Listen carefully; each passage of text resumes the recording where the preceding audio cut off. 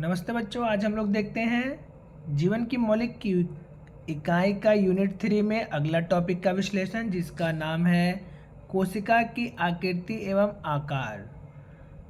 यानी कोशिका में शेप और साइज अलग अलग होते हैं। Shape and size of shell.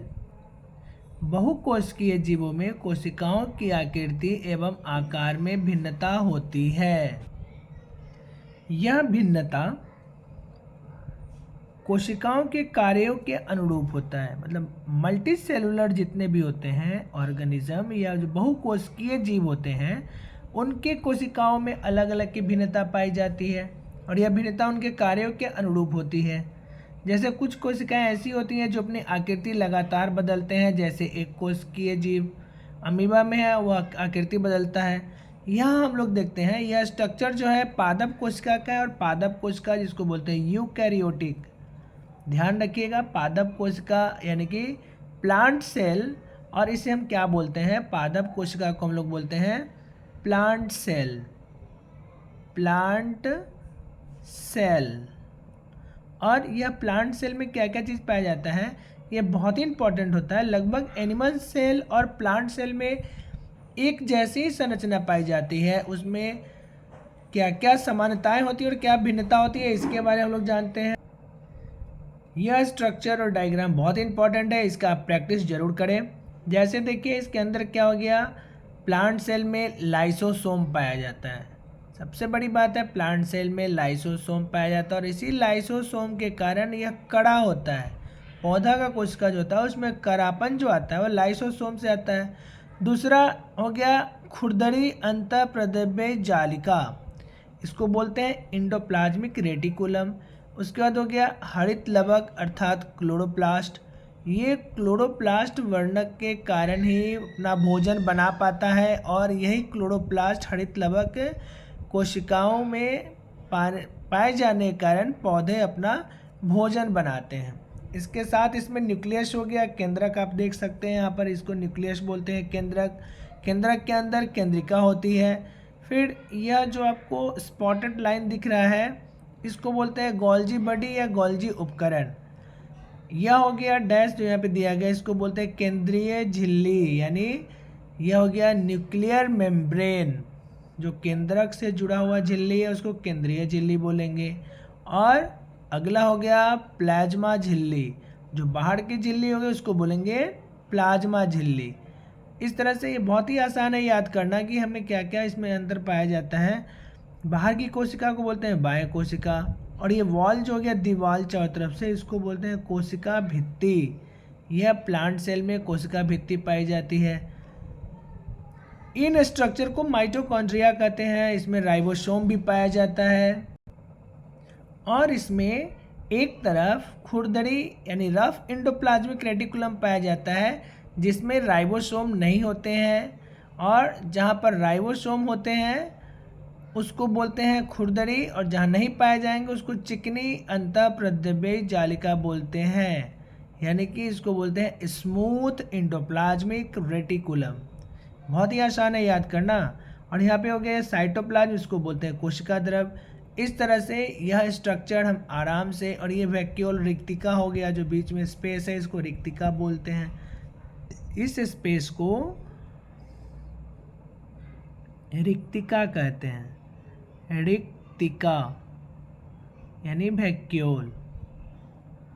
और इस तरह से यह पादप कोशिका का कंप्लीट स्ट्रक्चर हो गया, जो हमें प्रैक्टिस करना है। क्योंकि करत करत अभ्यास ते जरमति होत सुजान, रश्रि आवत जात ते शिल पर परत निशान। जब आप इसका प्रैक्टिस करेंगे, धीरे धीरे प्रैक्टिस करते करते, practice makes a man perfect. अब अगला हम लोग देखते हैं, यह तो हो गया पादप कोशिका जिसे बोलते हैं यूकैरियोटिक। अब उसके बाद देखते हैं जंतु कोशिका, मतलब एनिमल सेल के बारे में देखते हैं कि उनमें क्या क्या चीज़ पाई जाती है और यह किस तरह से इससे भिन्न है। एनिमल सेल को देखते हैं, आइए। ये दूसरा इंपॉर्टेंट डायग्राम है, इसे भी आप बनाएंगे। इसको बोलते हैं जंतु कोशिका, और इसका नाम हो गया यूकैरियोटिक। एनिमल सेल को ये हो गया यूकैरियोटिक। अब इसमें क्या क्या चीज़ पाया जाता है, सो देखिए समानताएं और भिन्नताएं क्या हैं। इसमें सेंट्रोसोम पाया जाता है। ये देखिए केंद्रक के ऊपर यह सेंट्रोसोम हो गया। ये कोशिका द्रव्य हो गया जो हमें आसानी से याद हो जाएगा। ये हो गया आपका रफ इंडोप्लाज्मिक रेटिकुलम या खुरदुरी अंतःप्रद्रव्य जालिका, इसी को बोलते हैं रफ इंडोप्लाज्मिक रेटिकुलम। इसके बाद जिसमें राइबोसोम नहीं पाए जाएंगे उसको बोलते हैं चिकनी इंडोप्लाज्मिक रेटिकुलम। राइबोसोम का गुच्छा जहाँ पाया जाएगा अलग अलग, इसको बोलते हैं राइबोसोम। आसानी से आप इसको बनाएं और इसका नामकरण करें, लिखें और याद कर लें। ये आपका एक बंडल में पाया गया, इसको बोलते हैं गोल्जी उपकरण। इस तरह से इसमें power house of the cell mitochondria पाया जाता है, तो ये माइटोकॉन्ड्रिया का स्ट्रक्चर हो गया। ये आपका रिक्तिका वैक्यूल, जहाँ आप देखे थे कि प्लांट सेल में बहुत बड़ा रिक्तिका था, यहाँ पर छोटा छोटा रिक्तिका पाया जाएगा। इसके साथ ही केंद्रिका झिल्ली हो गया या सेंट्रल, ये केंद्रक का झिल्ली केंद्रिका झिल्ली कहलाएगा। और यह केंद्रिका न्यूक्लियोलस हो गया और इस पूरे पार्ट को केंद्रक कहते हैं। यहाँ पर यह लाइसोसोम पाया जाता है और यह बाहर की झिल्ली, जहाँ पर पौधे वाला में कोशिका भित्ति कह रहे थे, यहाँ पर कोशिका झिल्ली कहलाएगा। तो ये पूरा का पूरा हमें जंतु कोशिका के प्रत्येक पार्ट के बारे में विश्लेषण पता चला कि इस तरह से हम जंतु कोशिका के हर एक भाग को देख सकते हैं और आसानी से बना सकते हैं। अब अगला देखते हैं, अगला टॉपिक क्या है। दोनों को जरूर बनाएं और इसका नामकरण करते हुए इसको याद करने का कोशिश करें, इसको प्रैक्टिस करें, आपको जरूर समझ में आएगा और याद होगा। तो अगला टॉपिक देखते हैं। एक कोशिका के अंदर कौन कौन सी संरचनाएं पाई जाती हैं, इसको देखते हैं। यह राइट डाउन करें, इसको नोट करते चले कि एक कोशिका के अंदर कौन कौन सी चीज़ें पाई जाती हैं। तो पहला हो गया प्लाज्मा झिल्ली, इसको बोलते हैं प्लाज्मा मेम्ब्रेन। दूसरा हो गया कोशिका भित्ति, इसको सेल वॉल बोलते हैं, जो प्लांट में पाया जाता है या एनिमल में पाया जाता है। प्लाज्मा झिल्ली एनिमल्स में पाए जाते हैं और सेल वॉल यह प्लांट में पाया जाता है। उसके बाद न्यूक्लियस हो गया केंद्रक, कोशिका द्रव साइटोप्लाज्म हो गया, कोशिकांग मतलब सेल, ऑर्गेनेल्स कोशिकांग में और सब पार्ट आते हैं। इस तरह से 5 प्रमुख बिंदु हो गए जिसको हम आराम से लिख लें और इसको राइट डाउन कर लें। उसका एक्सप्लेनेशन थोड़ा देख लेंगे क्या क्या है इनके बारे में। दो शब्द हम लोग देखते हुए चले कि प्लाज्मा झिल्ली कहते हैं किसे हैं। तो प्लाज्मा मेम्ब्रेन, प्लाज्मा झिल्ली जंतु कोशिका का बाहरी आवरण है, बाह्य आवरण है। यह जीवित पतली कोमल लचीली अर्धपारगम्य झिल्ली होती है जिससे सभी एंजाइम्स ट्रांसफर होते हैं।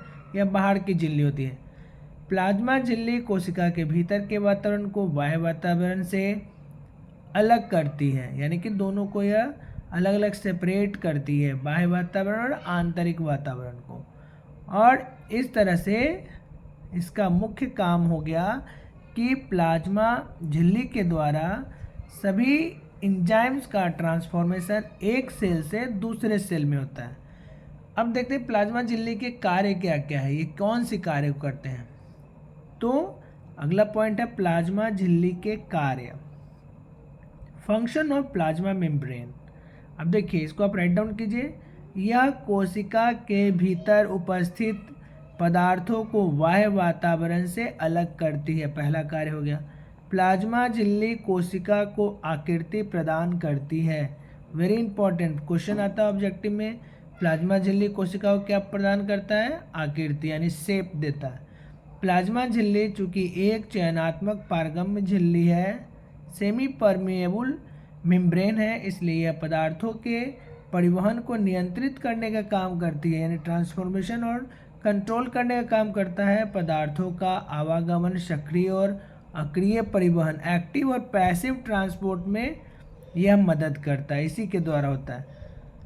तो इन सभी बिंदुओं को हम नोट कर लेंगे तो हमें प्लाज्मा झिल्ली के कार्य के बारे में पता चल गया। दूसरा महत्वपूर्ण भाग है कोशिका भित्ति, यानी कोशिका भित्ति को लोग बोलते हैं सेल वॉल। यह क्या है इसको जानते हैं।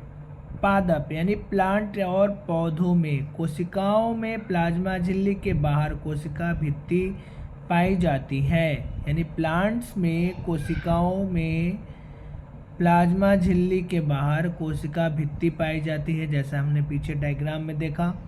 अधिकांश पादप कोशिकाओं में कोशिका भित्ति सेलुलोज द्वारा निर्मित होती है। इसको नोट करें, अधिकांश पादप कोशिकाओं में कोशिका भित्ति सेलुलोज द्वारा निर्मित होती है। यानी कोशिका भित्ति किससे बनती है? तो सेलुलोज से बनती है। और सेलुलोज एक प्रकार का पॉलीसैकेराइड कार्बोहाइड्रेट है। इसको भी नोट करिए, सेलुलोज एक प्रकार का पॉलीसैकेराइड कार्बोहाइड्रेट है। कोशिका भित्ति में सेलुलोज तंतु रेशों के रूप में उपस्थित होता है। कोशिका भित्ति कोशिका द्रव तथा प्लाज्मा झिल्ली के द्वारा स्रावित किए जाते हैं और यह कोशिका भित्ति में सेलुलोज उसे कठोरता प्रदान करती है। अब इसके देखिए यहाँ पे लिखा ना कि कोशिका भित्ति की उपस्थिति पादप कोशिकाओं को आकृति और दृढ़ता प्रदान करती है। कोशिका भित्ति की उपस्थिति पादप कोशिकाओं को आकृति तथा दृढ़ता प्रदान करती है।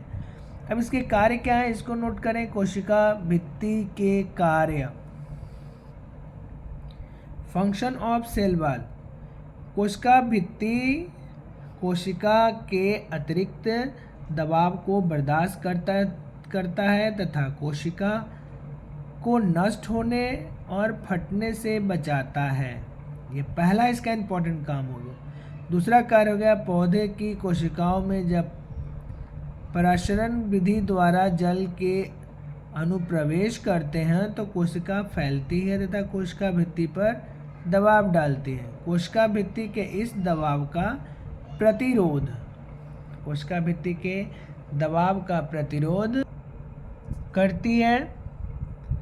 कोशिका भित्ति की उपस्थिति के कारण पादप कोशिकाएं परिवर्तनशील माध्यम को जंतु कोशिका की अपेक्षा अधिक आसानी से बर्दाश्त करते हैं। अगला पॉइंट है, कोशिका भित्ति जल तथा विलयन के अणुओं के लिए पारगम्य होती है और सेलुलोज की उपस्थिति कोशिका को यांत्रिक सामर्थ्य प्रदान करता है। जाइलम की कोशिकाओं में लिग्निन की उपस्थिति कोशिका को अधिक मजबूती प्रदान करता है। ये सब कोशिका भित्ति के कार्य हो गए, जिस कारण से कोशिका भित्ति अति स्टैंड होकर के और स्ट्रांग होता है या बहुत ज़्यादा कठोरता, हार्डनेस प्रदान करता है। ये सभी कार्य कोशिका भित्ति के हो गए। तो इम्पॉर्टेंट आपका कोशिका भित्ति से संबंधित 2-3 टॉपिकों को आप राइट डाउन कर लें ताकि इसके बारे में आपको जानकारी प्राप्त हो सके। इसी के साथ हमें यह चैप्टर 1 का 2 टॉपिक कंप्लीट हो गया यहाँ तक, और हम यह समझ पाए कि कोशिका भित्ति के कार्य क्या हैं और कोशिका झिल्ली के कौन से कार्य हैं। इसे आप नोट करें और नोट्स बनाते चलें। अगला बिंदु देखिए क्या है, इसको बोलते हैं प्लाज्मोलाइसिस। पादप कोशिकाओं को जब अधिक सांद्रता विलयन में रखा जाता है तो कोशिकाओं के जल के अणु विसरण विधि द्वारा अधिक मात्रा में बाहर की ओर निकलते हैं। इस क्रिया के फलस्वरूप कोशिका भित्ति को छोड़कर कोशिका झिल्ली जीव द्रव के साथ सिकुड़ जाती है और जिससे कोशिका भित्ति तथा प्लाज्मा के बीच खाली जगह बन जाता है। इसी खाली जगह को हम इस क्रिया को प्लाज्मोलाइसिस कहते हैं। अब देखिए एग्जाम्पल में अब देख लीजिए कि कौन सा हो गया, कोशिका भित्ति में जो खाली जगह बच जाता है यह खाली जगह हो गया जिसमें हम इसको प्लाज्मोलाइसिस कहते हैं। घानी रसधानी कोशिका भित्ति का ये टोनोप्लास्ट हो गया। तो यहाँ तक हम लोगों ने सीखा कोशिका भित्ति के बारे में। इसमें से एक डायग्राम आप बना लें, जैसे डी का डायग्राम बना लें। यह क्या कर रहा है, कोशिका भित्ति से कोशिकात वस्तु जीव द्रव के संकुचन की क्रमागत अवस्थाएं, ये वाली डायग्राम को हम बनाएंगे और इसके साथ ही इसके सभी पार्ट्स को लिखेंगे कि यह रसधानी हो गया, इसमें कोशिका भित्ति पाया जाता है। इस तरह से चैप्टर 1 का हम लोगों ने टॉपिक 3 तक कंप्लीट कर लिया। वीडियो आपको कैसा लगा अपनी प्रतिक्रिया दें, और हम लोग इस तरह से कंप्लीट सारे वीडियो को 1 बाय 1 डिस्क्रिप्शन के साथ और इसके साथ ही क्वेश्चन आंसर भी देखेंगे और ऑब्जेक्टिव भी देखेंगे। आपको एक कंप्लीट नोट बनाने में बहुत ज़्यादा मदद मिलेगा और इससे सहायता मिलेगी जिससे आप बायोलॉजी के कुछ कॉन्सेप्ट को आसानी से समझ पाएंगे। इन्हीं शुभकामनाओं के साथ मैं संजीव गुंजन आपसे लेता हूँ विदा। अगले वीडियो तक के लिए हमें दीजिए इजाज़त। वीडियो को लाइक शेयर और सब्सक्राइब करना ना भूलें। जय हिंद।